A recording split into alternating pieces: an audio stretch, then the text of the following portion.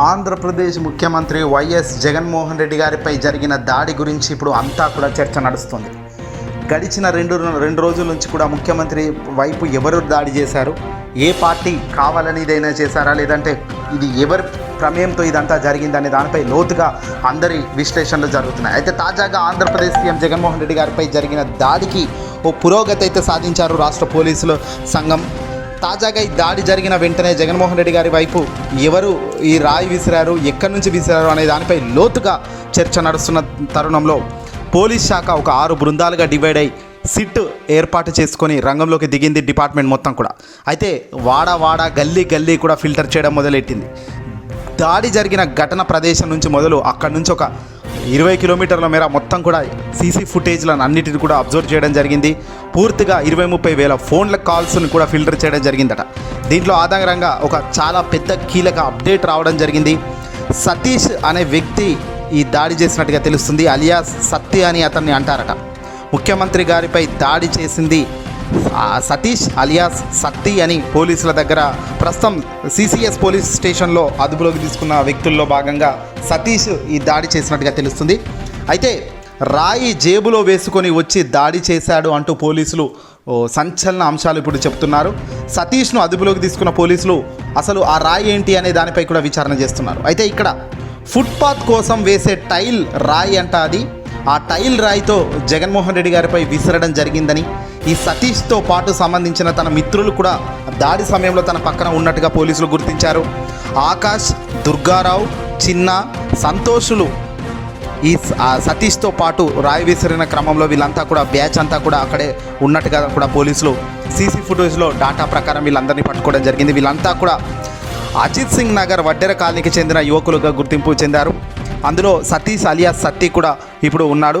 మెయిన్గా ఈ ఫుట్పాత్ మీద వేసే టైల్ రాయితో ఈ విసరడం జరిగింది కాబట్టి చాలా సన్నగా ఉంటుంది, షార్ప్గా ఉంటున్నాయి హెడ్జెస్ కూడా.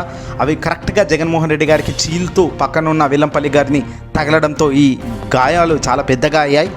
లైట్ వెయిట్గా ఉంటుంది టైల్ రాయి అనేది. కాస్త చిన్న ముక్కతో ఈ దాడి చేసినట్టుగా తెలుస్తుంది. అంటే రాయి జేబులో వేసుకొని వచ్చి దాడి చేశాడు అని పోలీసులు ప్రస్తుతం అయితే ఇన్వెస్టిగేషన్లో భాగంగానైతే మనకు బయటకు వచ్చిన సమాచారం. అయితే మరి ఈ రాయి జేబులో వేసుకొని వచ్చాడంటే పక్కా ప్రణాళికతోనే ఇదంతా జరిగిందా?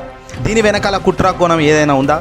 ఈ ప్రతిపక్ష రాజకీయ నాయకులు ఎవరైనా కావాలని ఇదంతా ఈ యువకులతో గల్లీ లీడర్లు ఎవరైనా జయించారా? దీని వెనకాల పెద్దల హస్తం ఉందా అనే దానిపై పోలీసులు విచారణ ముమ్మరం చేశారు.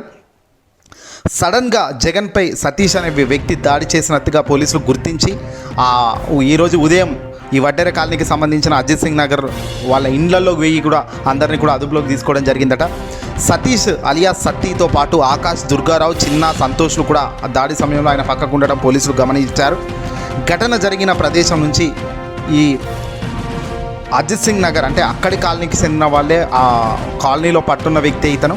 సతీష్ను పోలీసులు అదుపులోకి తీసుకున్నారు. ఫుట్పాత్ కోసం వేసే టైల్తో రాయితో కొట్టడం ఏంటి, అసలు ఆ రాయి జేబులో ఎందుకు పెట్టుకొని వచ్చావు, దీని వెనకాల ఉన్న కుట్ర కోణం ఏంటి అనే దానిపై పోలీసులు గట్టిగానే ఇక మంచిగానే వీళ్ళకు అరుచుకోవడం జరుగుతుంది. ఏదేమైనప్పటికీ కూడా ఇది ఒక బిగ్ అప్డేట్ అని చెప్పవచ్చు. జగన్మోహన్ రెడ్డి గారిపై విసిరిన రాయికి సంబంధించిన దొంగను దొరకబట్టేశారు పోలీసులు. 24 దాదాపు 48 గంటల వ్యవధిలోనే పోలీసులు ఒక ఛేదించారు, దొంగలను పట్టుకోవడం జరిగింది. ఇక దీనిపైన ఇన్వెస్టిగేషన్ అయితే సాగుతుంది. ప్రస్తుతం అయితే ఇంకా మనకు అఫీషియల్ అనౌన్స్మెంట్స్ పోలీస్ డిపార్ట్మెంట్ నుంచి కానీ సిట్ బృందం నుంచి కానీ దీనిపై ఎలాంటి ఇంకా బయటకు రాలేదు. అయితే తాత్కాలికంగా మాత్రం వీళ్ళపై ఇంకా విచారణలు కొనసాగుతున్నాయి. ఇంకా వీళ్ళ వెనకాల ఎవరున్నారు, ఎవరు చేయించారు, అసలు ఏంటి, ఈ సతీష్ అలియాస్ అనే వ్యక్తి ఏం చేస్తాడు, అతను బ్యాక్గ్రౌండ్ ఏంటి, మొత్తం కూడా పోలీసులు ఇప్పుడు క్షుణ్ణంగా వీళ్ళందరిపై విచారణలో భాగంగా డాటా మొత్తం కలెక్ట్ చేస్తున్నట్టు తెలుస్తుంది. వీళ్ళందరి ఇన్ఫర్మేషన్ వచ్చిన తర్వాత రిమాండ్ రిపోర్ట్లో ఏం రాస్తారో, అసలు ఎఫ్ఐఆర్ కూడా ఆల్రెడీ బుక్ అయిపోయింది కాబట్టి కేసు నమోదైంది దీనిపైన. కాబట్టి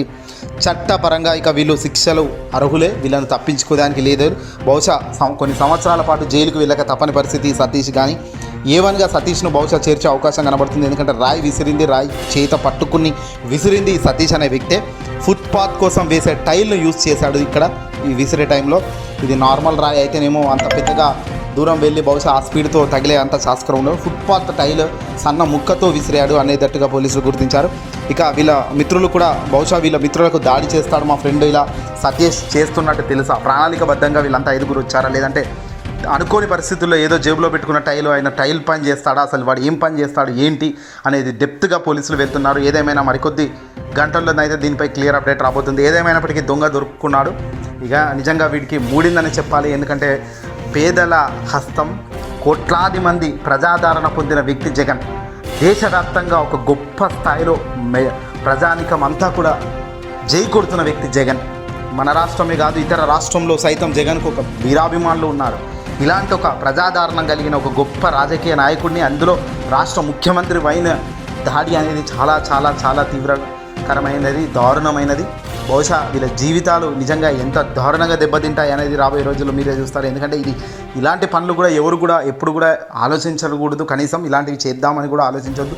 పెద్దవాడు ఎవడైనా రాజకీయ నాయకుడు మిమ్మల్ని ప్రోత్సహించినా ఇలాంటివి చేయండి, వాళ్ళని ఏమన్నా చేయండి అంటే వాళ్ళు బాగానే ఉంటారు. పెద్ద వాళ్ళంతా కూడా ఇలా సామాన్యులు, మిడిల్ క్లాస్, పూర్ క్యాండిడేట్స్ ఎంచుకొని ఇలాంటి ఘటనలు చేయిస్తున్నప్పుడైతే మాత్రం వీళ్ళ కుటుంబాలు విచ్ఛిన్నం అయిపోతాయి, వీళ్ళ జీవితాలు నాశనం అవుతాయి. ఇప్పుడు ఏదైంది సతీష్ పని అయిపోయినట్టే అని చెప్పవచ్చు. కట్టా నుంచి గట్టు దూకే నీళ్ళు అన్నొచ్చాడంటూ సంబరంగా, చెట్టు చేమా కూడా డబ్బు కొట్టి చెప్పే అన్నిచ్చాడంటూ ఖచ్చితంగా. పల్లె పల్లెలో నా ఇల్లు ఇల్లు చేరే సంక్షేమమే సక్రమంగా. తాతవ్వ నుంచి అక్క చెల్లి తమ్మి చెప్పేది ఒక్కటేగా.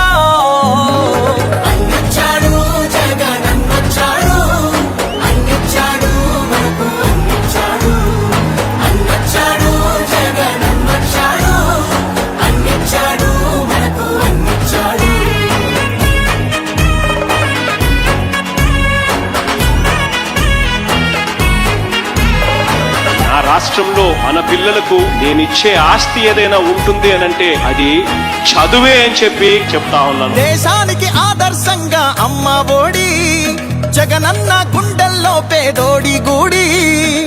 నాడు నేడుతో పనులు జరుగుతా ఉన్నాయి, స్కూళ్ళు మారుతా ఉన్నాయి. నాడు నేడంటూ మురిసే ప్రతి బడి, ప్రతి ఇంటికి సేవకుడా ఏ రుణపడి. అవ్వా తాత నుంచి యువతి యువకుల దాకా సంక్షేమం చేశాడంటూ ఆంధ్రప్రదేశ్ అంతా కొంతెత్తి చెప్పేదొకటే.